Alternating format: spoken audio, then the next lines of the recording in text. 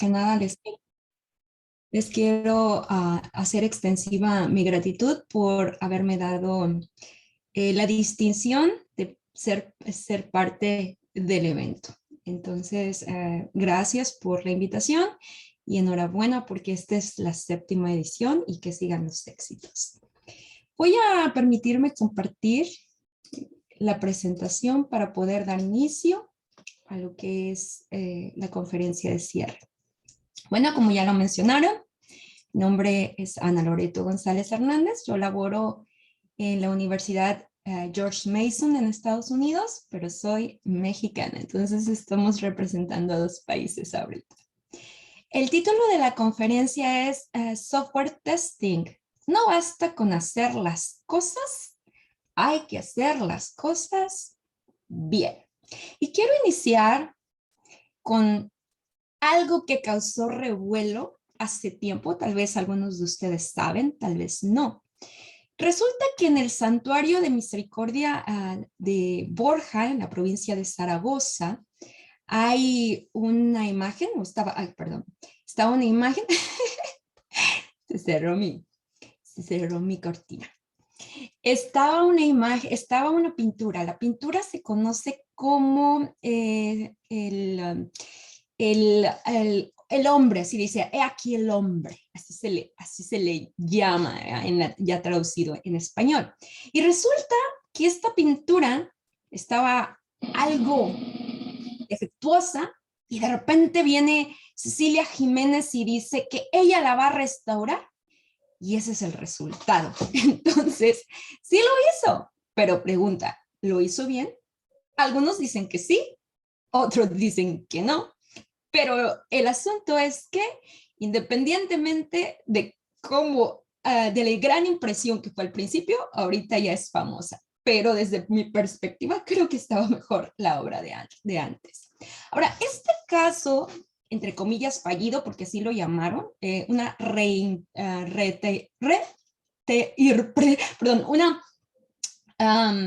una restauración defectuosa. Entonces, pasa algo similar también, no solamente con las cosas físicas, sino con las cosas de la tecnología. Quiero dar a conocer uno de los tantos casos conocidos de defectos de software. Y esto fue hace años, la compañía que contrató a alguien para hacerles el software es la compañía First Energy. Entonces ellos vinieron, buscaron un desarrollador de software y les dijeron, necesito un programa que controle el sistema de alarma del suministro de energía. Entonces los ingenieros de software se pusieron a trabajar, lo terminaron y ¡tarán! Software terminado. Pero lo terminaron y ¿es correcto o no es correcto? Resulta que tiempo después, ¡tarán! El 14 de agosto del 2013 se presentó el segundo apagón más extendido de la historia del mundo registrado, después del de Brasil. Y este apagón se debió nada más ni nada menos que a un error de software. A eso se debió. Y el sistema de alarma fue el que tenía la falla. Resulta que cayeron varios árboles encima y el sistema no lo pudo detectar, no cortó la luz en ese momento y entonces se vino una cosa en cadena y este apagón afectó a 45 millones de personas en Estados Unidos y 10 millones de personas en Canadá. Un total de 55 millones de personas se vieron afectadas debido a un software defectuoso. Entonces, ¿dónde entra aquí la parte de que hay que hacer las cosas bien? Me imagino que no todos, o bueno, algunos ya, como hay audiencia de todo tipo, entonces algunos ya saben lo que son las pruebas de software, pero me voy a permitir explicar y ubicar en dónde se encuentran las pruebas de software y para qué son. Pero primero vamos a ver qué es la prueba de software o para qué nos sirve. Cuando nosotros aplicamos software testing, significa que no basta terminar y entregar un software a tiempo. Eso no es suficiente.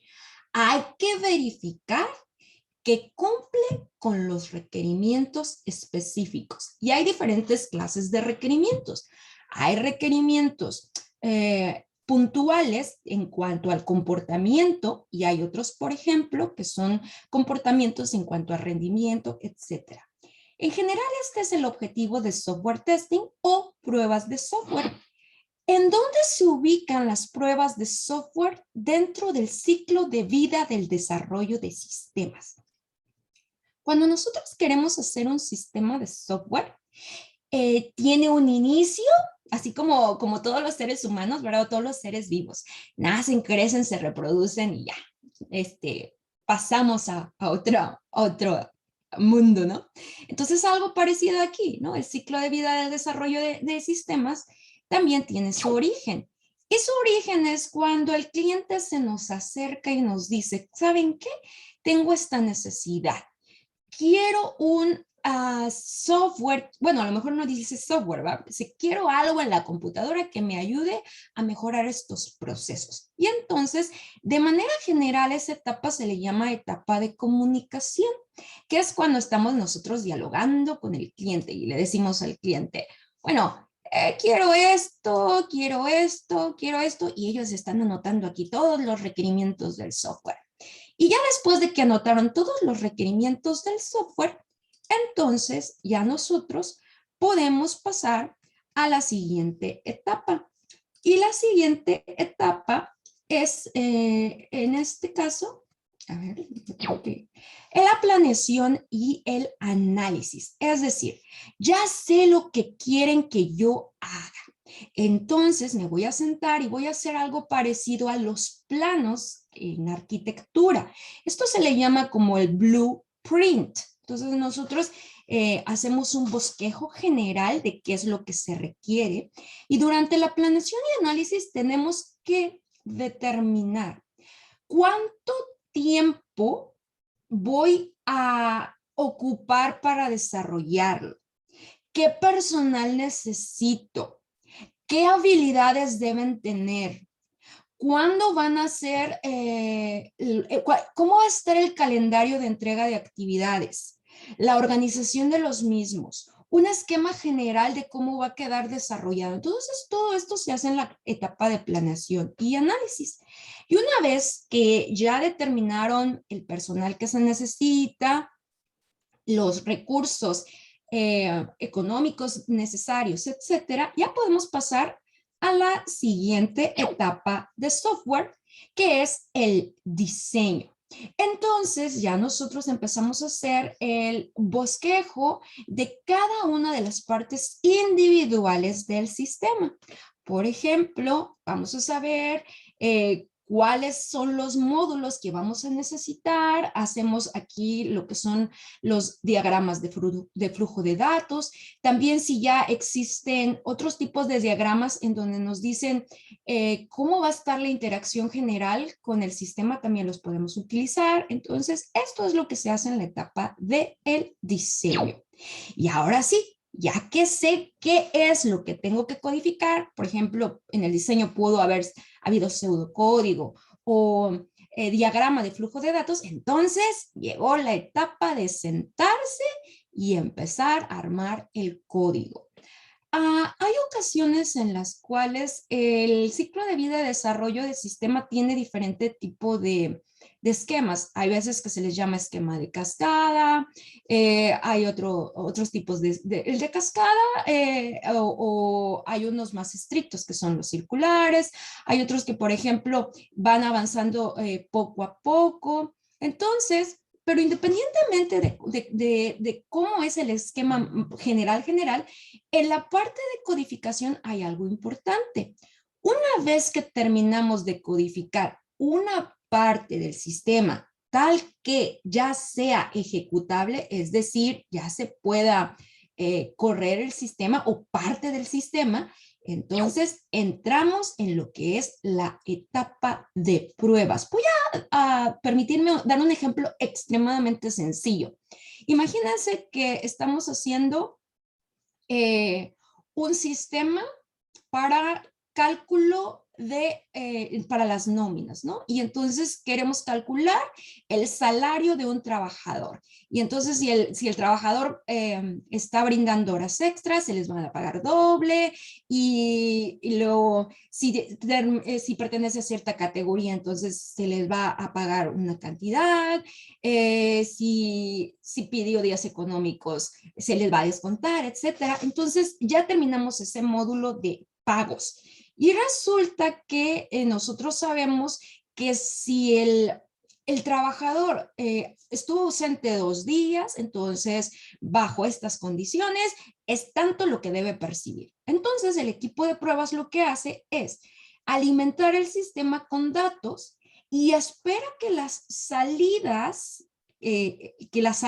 que debe producir las produzca. Eso son la forma más fácil de verificar los resultados, es decir, las entradas. Con estas entradas deberían dar estas salidas y entonces caso por caso los voy verificando. Esa es la etapa de pruebas. Y finalmente, cuando vemos que todo salió bien, entre comillas, todo salió bien, bueno, al menos con nuestros casos de prueba, entonces podemos implementar nuestro sistema, o al menos parte de él, porque a veces se construye el sistema de manera gradual y podemos entregar a lo mejor una parte o la versión número 1, ¿no? Y ya después le podemos ir metiendo otros módulos, dependiendo de cuál fue de qué fue lo que nosotros acordamos con el cliente. Entonces, nuestra plática se centra en esta parte de aquí, la etapa de pruebas de software. Las pruebas de software, entonces, las pruebas de software van a ser, tienen como objetivo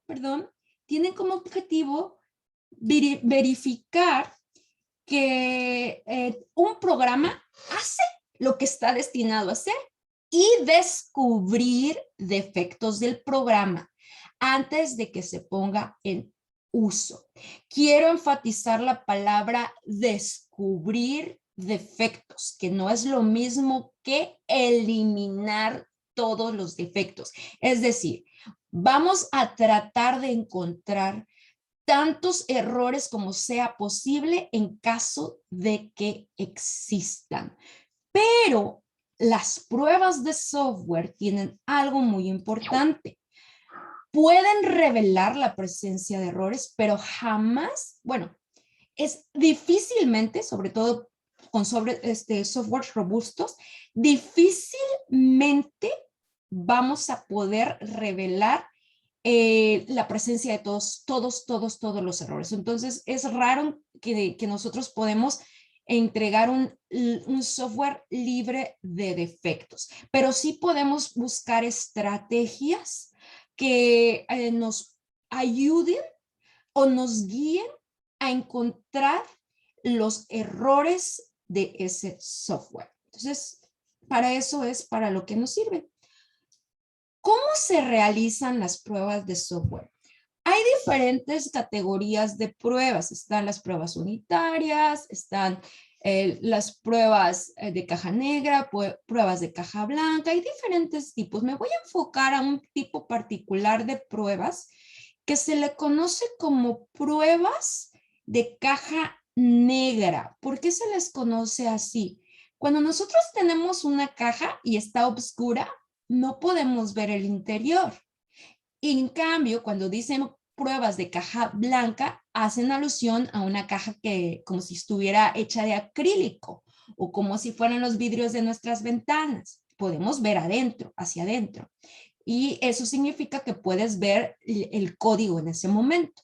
En las pruebas de caja negra, a diferencia de las de caja blanca, nosotros únicamente estamos introduciendo valores o la persona que está encargada de realizar las pruebas únicamente va a entrar a entregar los valores y va a ver si el sistema le entrega o no lo que se espera. Eso es solamente lo que hacemos. Ahora, aquí vamos a probar un celular. Este celular tiene, tiene dos tipos de temas. Podemos escoger el tema claro, que es cuando el fondo está blanco, o podemos escoger el fondo oscuro. A su vez, además de estas dos opciones que tenemos para el tema, podemos elegir entre varios tamaños de fuente. Podemos elegir tamaño pequeño, mediano o grande. Por ejemplo, cuando estoy haciendo conjuntos de caso de pruebas, como les comentaba, estos consisten en las entradas y salidas esperadas. Entonces, si yo selecciono aquí T1, T2, T3 y T4, la T representa test, que es mi caso de prueba. Y el 1, 2, 3 y 4 me dice pues con cuántas entradas diferentes lo voy a probar. Lo estoy probando con 4 entradas diferentes. En mi primera entrada voy a seleccionar claro, el tema va a ser claro, y el tamaño de fuente debe ser pequeño. Entonces de salida tengo que ver algo que sea blanco y un texto pequeño. Y así sucesivamente. Aquí creo que me falló el tipo de fuente porque debía ser pequeño. En el segundo, por ejemplo, estoy seleccionando grande y el tamaño del texto debe ser, perdón, estoy seleccionando el tema claro y grande como tamaño de fuente. Entonces, este es mi segundo caso de prueba, este es mi tercer caso de prueba y este es mi cuarto caso de prueba. Entonces, debo verificar que cuando yo seleccione estos, efectivamente el comportamiento esperado se refleja directamente en mi celular. De no ser así, entonces tengo que reportar en qué situación se comportó de manera inesperada o en qué situación no arrojó el comportamiento esperado.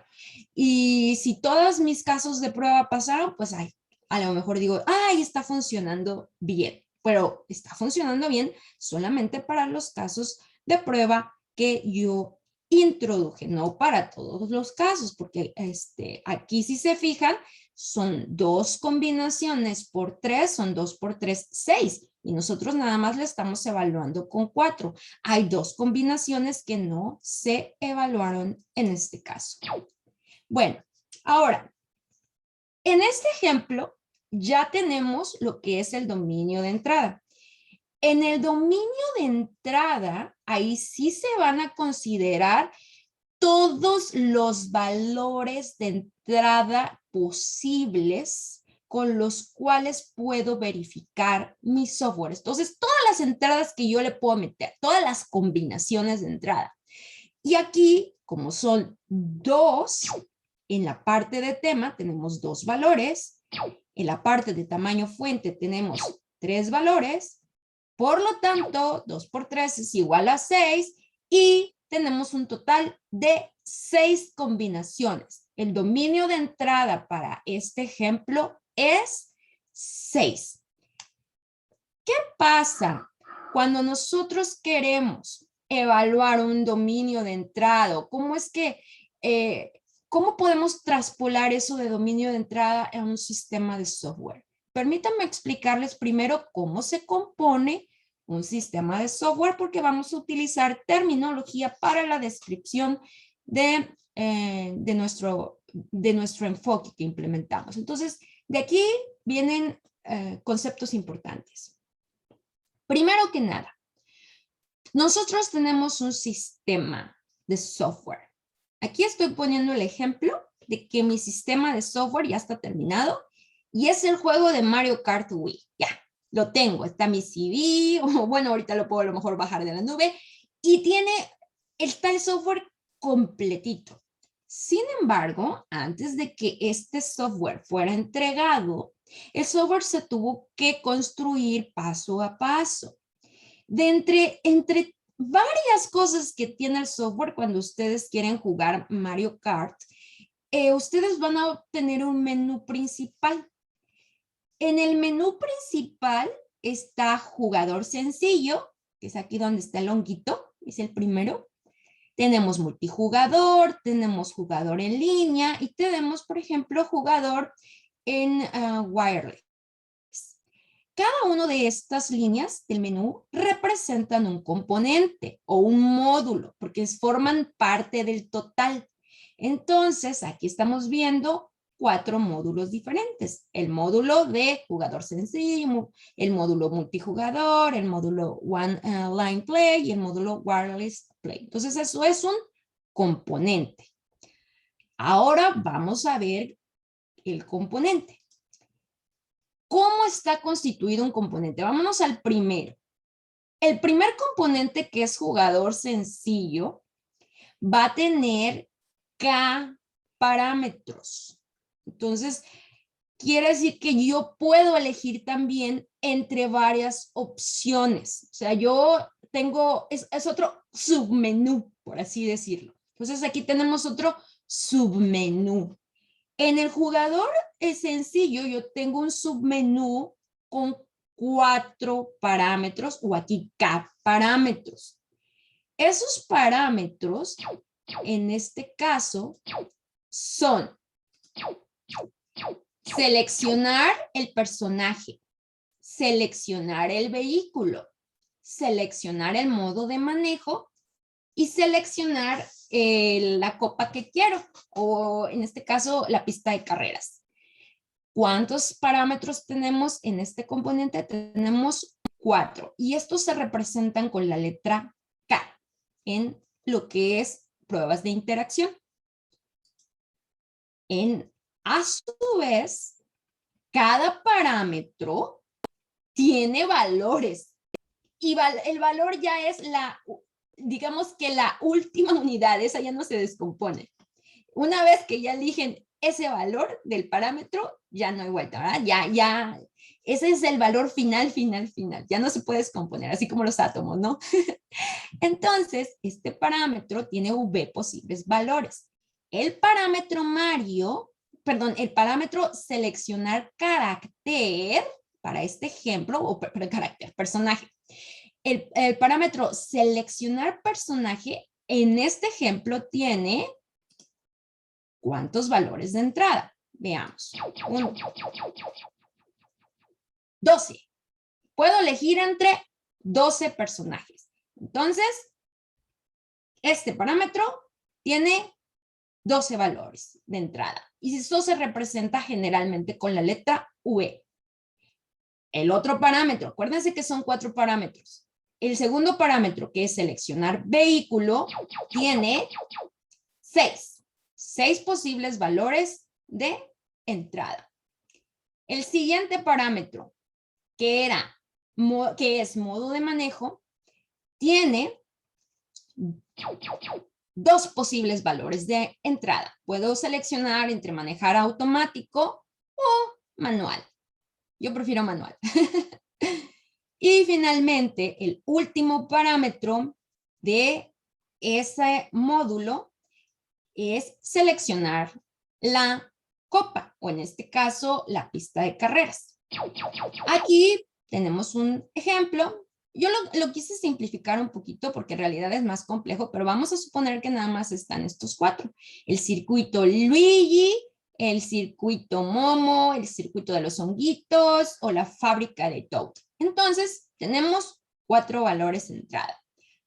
Si yo quiero, entonces, verificar o evaluar que mi módulo jugador sencillo funciona de manera adecuada, lo que necesito hacer es ver cuáles son las combinaciones con las que puedo probarlo.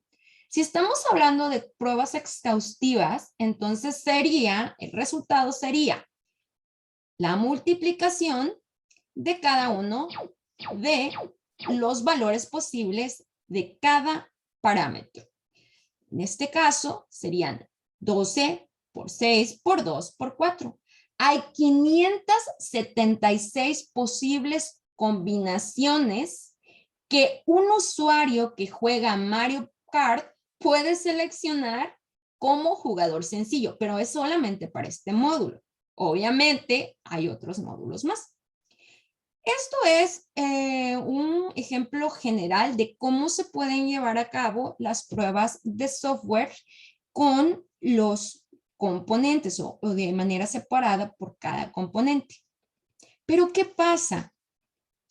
Hay ocasiones en que las entradas o el dominio de entrada crece de manera exponencial y no es posible llevar a cabo pruebas exhaustivas. Aquí tengo un ejemplo sencillo, binario.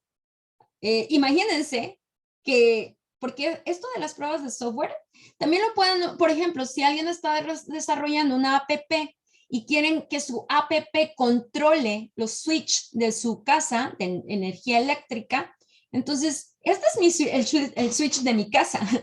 Y en el switch de mi casa yo tengo 23 pastillas y cada pastilla tiene 2 valores. Entonces, cuando tenemos la misma cantidad de valores por cada parámetro, se puede aplicar una fórmula básica, que es V a la K, donde V, que en este caso son 2 valores posibles, elevado a la K, que son los parámetros, tengo 23 switch. Entonces necesito probar 388.608 combinaciones para ver que todo está funcionando. Eso es dinero, eso es tiempo y eso es frustrante. No se puede. No, si esto es nada más con 2 valores, ahora imagínense en un software que no tiene 2 valores, tiene muchísimos, sobre todo los que cuando le dicen introduzca, ¿no? El calendario, están probando entradas con un calendario, ¿no? Mes, día, año, ya, desde ahí estamos con muchísimas combinaciones. Entonces, ¿qué es lo que se hace en estos casos? Bueno, en lugar de estar frustrados, vamos a buscar una alternativa para tratar de hacer pruebas de manera eficiente. Existe un tipo de pruebas, hay varias formas en las cuales se pueden seleccionar los casos de entrada. Pero en particular me voy a enfocar en un tipo de pruebas que se les conoce como pruebas de interacción. Y viene de la palabra interacción es porque estamos interactuando, están interactuando uno con otro. En las pruebas de interacción, lo que se dice es que no necesitas cubrir todas las combinaciones posibles de entrada. Al menos cubre todas las combinaciones posibles que existan entre T parámetros. Y este tipo de pruebas viene de una investigación del NIST, que es un centro de Estados Unidos, en donde estuvo evaluando las pruebas reportadas de software de varios años. Y entonces estuvo investigando y se descubrió que las pruebas que los programas que habían fallado, en los errores reportados, a lo máximo eran 6 parámetros los que estaban involucrados y mínimo 2. Entonces, generalmente las pruebas de interacción se pueden evaluar desde t igual a 2 hasta t igual a 6. Ahora, no es una garantía de que está libre de errores, pero es una garantía de que está seleccionando casos de prueba que están cubriendo esas combinaciones y estás haciéndolo de manera inteligente. Entonces, ¿cómo es eso de interacción? Si t es igual a 2, significa que yo debo cubrir todas las combinaciones entre parejas de parámetros. ¿Cuáles serían mis parejas de parámetros? Sería, primero, el seleccionar el personaje con el vehículo. Entonces, tengo que seleccionar cada uno de los personajes, o al menos tiene que estar todos los personajes con todos los vehículos. Esta pareja, todas estas parejas deben aparecer. También se debe aparecer la combinación entre el personaje y el modo de manejo. Y luego entre el personaje y la copa, ¿no? La pista de carreras. Y luego avanzamos una, y es el vehículo y el modo de manejo. Y luego es el vehículo y la copa que vamos a seleccionar. Y por último, el modo de manejo y el tipo de copa. Entonces, todas estas son las combinaciones posibles. Si se fijan, en la primera tenemos dos, incluso hasta estos dos estos dos parámetros, lo que es el personaje y el vehículo, son los que más opciones tienen. Este tiene 12 opciones, o valor v igual a 12, y este tiene valor v igual a 6. Lo que significa que al menos va a haber 12 por 6, 72 entradas como mínimo, porque debo cubrir todas las combinaciones entre estas dos. Entonces, no puedo tener menos de 72 casos de entrada, al menos 72. Y si se puede construir un conjunto de casos de prueba que cubra todas estas combinaciones con solamente 72 entradas, estaríamos del otro lado. ¿Cuál es el problema de estudio entonces? El problema que estudiamos es, dado los valores de la fuerza, que es cuántos parámetros, que es T, ¿verdad? TK, V1, V2 hasta BK, o sea, necesito saber cuáles son los parámetros, la cantidad de parámetros que van a interactuar. Esa es la T. Necesito saber con K cuántos son los parámetros que voy a involucrar. Y V1, V2, VK me dice cuántos valores hay en cada uno de esos parámetros que están involucrados. Entonces, dado todo eso, yo necesito encontrar un conjunto de configuraciones de cardinalidad mínima. Es decir, tengo que tratar de construir un conjunto que tenga, si lo vemos desde el punto de vista de matrices, que tenga el menor número de filas posibles y que además esté garantizando que esa cobertura entre esas T parejas se cubra. Eso de encontrar el conjunto de cardinalidad mínima que se conoce como el Mixed Covering Array Problem y es representado matemáticamente de esta forma. MCA significa Mixed Covering Array. N me dice cuál es el número de filas o de la cardinalidad de ese Mixed Covering Array que encontré. T me dice cuáles son la cantidad de parámetros que están interactuando. K me dice cuál es la cantidad de parámetros. Y V, el vector V, me dice lo que vale o el valor que pueden tomar cada uno de ellos. Pero vamos a verlo con un ejemplo puntual. Ustedes, imagínense que nosotros queremos evaluar un sistema en donde podemos elegir entre 3 diferentes clientes. Podemos elegir Firefox, Internet Explorer o Netscape. Podemos elegir entre 2 servidores, Apache o .NET. Podemos elegir 2 diferentes tipos de pago, que es Mastercard y Visa. Y podemos escoger entre 2 diferentes bases de datos, que es Oracle o MySQL Server.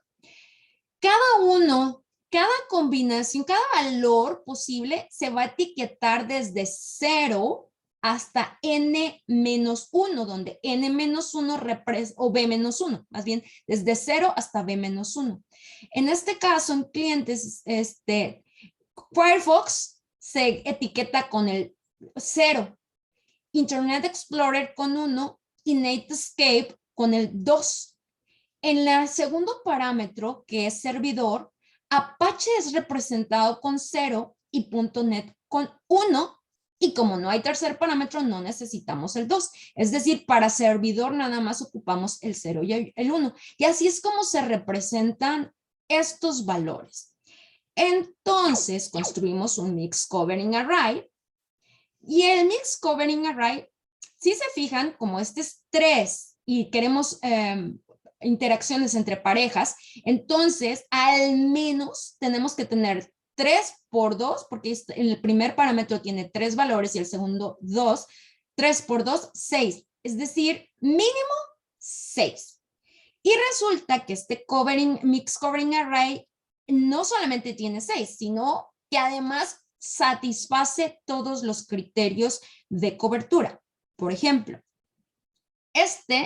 si nada más observamos la primera y la segunda columna, tenemos la combinación 0, 0, es esta que está aquí, 0, 1, 1, 0, 1, 1, 2, 0 y 2, 1. Entonces, todas las combinaciones posibles se cubren. Ahora, esta columna con esta columna, ¿cuáles son los valores posibles? Este es 3 y este es 2. También son 6. Entonces, checan y es 0, 0, 0, 1, 1, 0, 1, 1, 2, 0 y 2, 1. Y se cubren todas las restricciones de esta.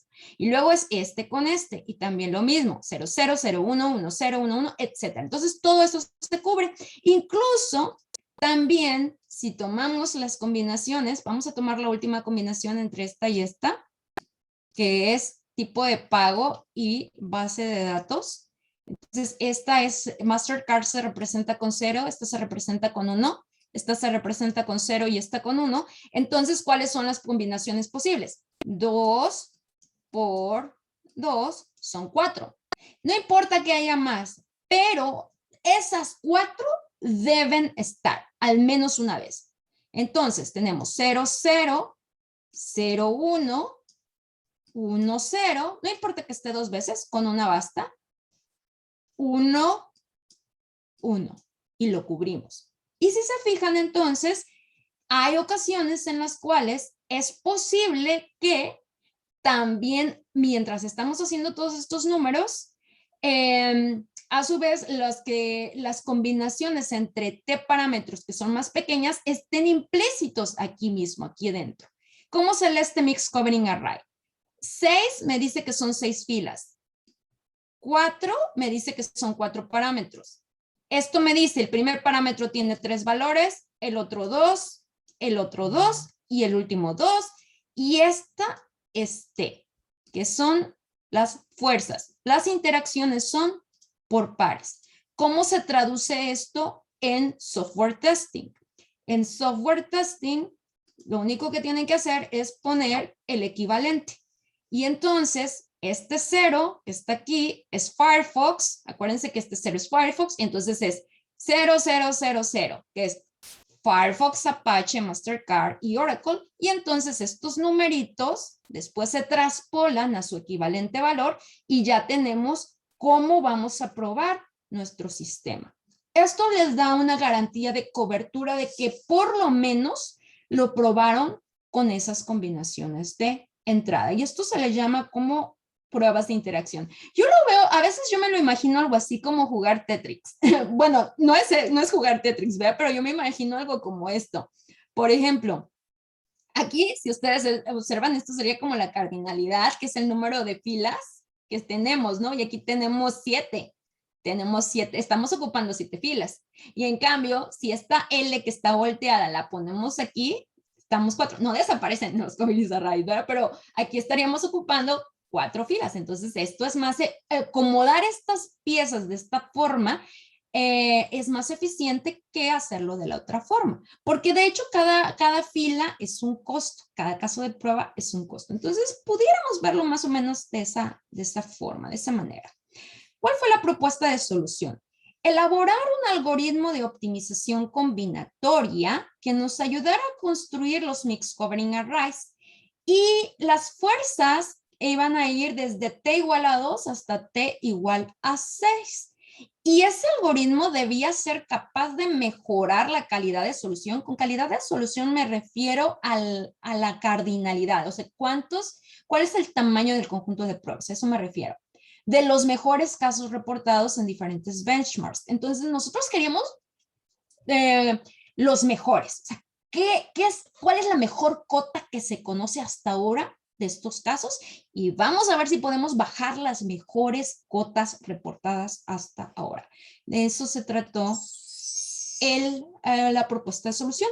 Y decidimos implementar un algoritmo de búsqueda tabú. Por cierto, la optimización combinatoria está dentro de la rama de inteligencia artificial y básicamente es para guiar al algoritmo para que en lugar de buscar entre todas las soluciones posibles, que es lo que les comentaba de dominio de entrada, entonces hacemos una búsqueda que no sea exhaustiva, una búsqueda más inteligente que nos guíe a encontrar una solución mejor con esos casos. Entonces, de manera general, eso fue lo que quisimos hacer y implementamos un algoritmo de búsqueda tabú. Hay varios algoritmos, está recocido simulado, está algoritmos genéticos, colonia de hormigas y otros tantos. Pero nosotros decidimos hacer un tabú.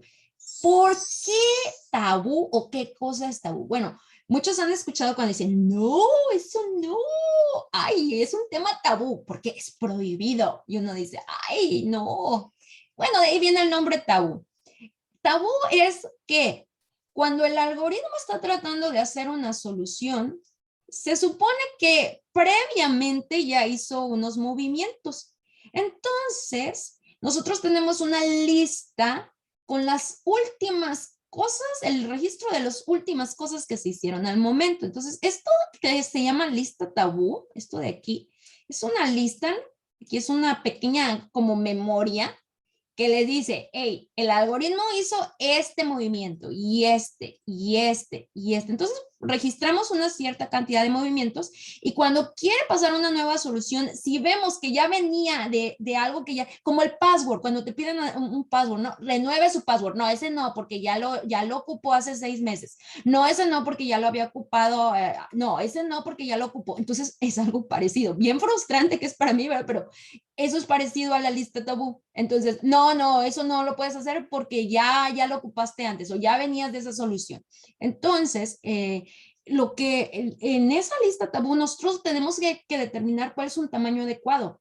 Si metemos muchas restricciones, no puedes performar o no puedes realizar los últimos 100 movimientos, ¿no? Pues a lo mejor es mucho, ¿no? Y ya el algoritmo pues como que está muy restringido. Y no, pero si les dices, no, nada más, pues nada más te voy a restringir 2, como que también lo dejas con demasiada libertad. Entonces es algo que nosotros teníamos que saber cuál era el tamaño de lista tabú adecuado. Ahora, en la primera, cuando dice solución inicial, se refiere a que cuando yo voy a iniciar no tengo un mix covering array, porque no está cubriendo no está cubriendo todos los datos. Entonces, ¿qué es lo que pasa en esos casos? En esas situaciones, lo que se busca es tratar de iniciar con una cierta, o partir de un punto, ¿no? O tener un punto de partida. Y eso se le conoce como solución inicial. Y finalmente, la última, y propusimos 3 formas diferentes para poder comenzar o cómo llenar la matriz, que la podíamos llenar de manera random, la podíamos llenar de manera con distancia de Hamming o podíamos hacer subconjuntos de T columnas. Entonces estuvimos investigando varias formas en cómo podíamos implementar eso.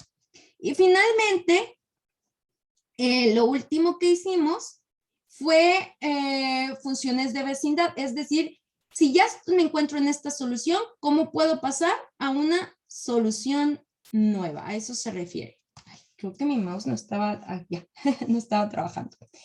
Entonces, esas fueron de manera general la forma en cómo nosotros programamos el algoritmo o lo que queríamos sintonizar. Es decir, queríamos saber de esas propuestas cuáles eran las mejores, cómo iba a trabajar mejor.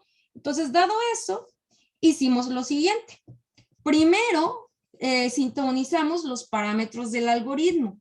En esos parámetros, nosotros sintonizamos el valor de I y el valor de T. Es decir, quisimos ver cuáles eran los conjuntos, cuál era la mejor forma para la solución inicial. Y ya después, cuál era el tamaño de la lista tabú que nos convenía mejor. Ese fue el primer paso. Por alguna situación creo que mi mouse no está funcionando. está muy lento. Disculpen, es que estoy tratando de ver y no me está respondiendo el mouse. No me está respondiendo. Espérenme tantito. A ver si puedo encontrarlo porque... Disculpen. Bueno, entonces esa fue la primera etapa. Y ya después en la segunda etapa... Ay, tecnología que me falla.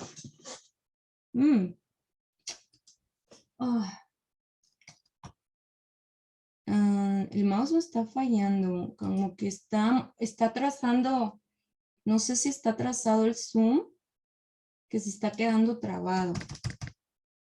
Oh.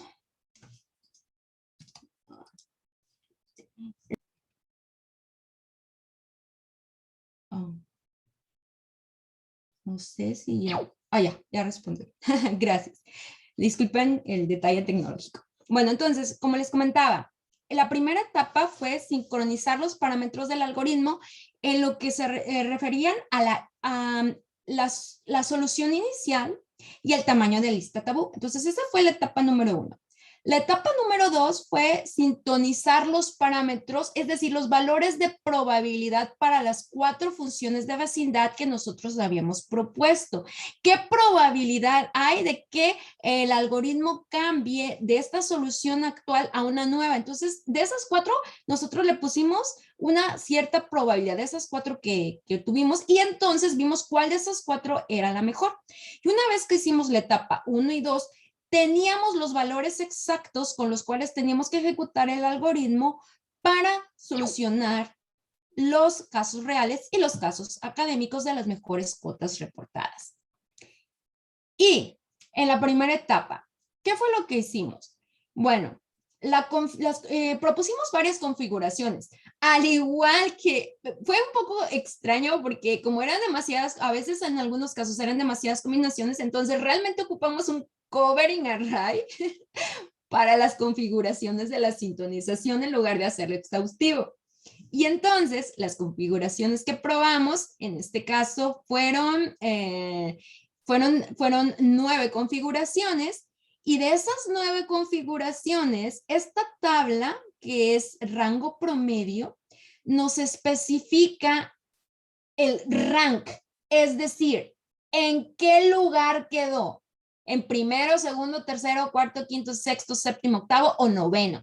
Al que mejor le fue, quedó en promedio en el lugar 4.28, es decir, más o menos a esa parte de la tabla, ¿no? Entonces, la mejor combinación fue la de distancia de Hamming, que es I2, y la T2, que es N por K por la cardinalidad máxima entre 10. Y después aplicamos una prueba estadística para ver si había diferencia significativa entre el primer lugar y el resto. Y pues resulta que no. Resulta que aunque esta ganó, podemos ocupar cualquiera y no hay diferencia. Realmente todos tienen un rendimiento demasiado parecido. Pero bueno, como quiera, nosotros nos quedamos con el primer lugar y ya sintonizamos esta parte. Después empezó la etapa 2, la sintonización de P1, P2, P3 y P4. ¿Qué son las probabilidades para elegir la forma en cómo íbamos a cambiar de una solución actual a la nueva solución? Y entonces probamos 66 combinaciones posibles de probabilidades para cada una de estas. Y la que ganó fue la combinación 13. La combinación 13 no está especificada aquí, pero la puse en la parte inferior derecha. Es cuando la N1 tiene probabilidad 0.1, N2 tiene probabilidad 0.1, la 3 tiene 0 probabilidad de ser elegida y la P4 tiene 0.8 probabilidad de ser elegida. Es decir, cada que da una vuelta el algoritmo tira una moneda y a cada uno de esos le damos un peso. Es como decir, no, tiro la moneda a ver qué me sale, ¿no? Y, no, pues elegí esta, ¿no? Y nada más se va por una. Nada más aplica una en cada iteración, pero esta fue la combinación ganadora. Ahora, la combinación ganadora de entre el 1 y el 66 pues quedó más o menos en este lugar, ¿no? En promedio en esta. Y ya después verificamos con pruebas estadísticas si hay una diferencia entre aplicar esta configuración o las otras. Y resulta que sí, o sea, que sí el rendimiento del algoritmo cambia si estamos eligiendo otras configuraciones. Y ya tuvimos entonces la sintonización del algoritmo y lo corrimos con distancia de Hamming, con T2 y con estas probabilidades que están debajo del muñequito. Y etapa número 3, evaluación del rendimiento. Resulta que vimos que había 35 casos reales reportados de software real. Y de esos 35 vimos o buscamos cuáles eran los covering arrays más pequeños que había. Y entonces corrimos el algoritmo y resulta que de las mejores cotas reportadas hasta ese momento pudimos mejorar 23 y tuvimos 2 empates. ¿Por qué 2 empates?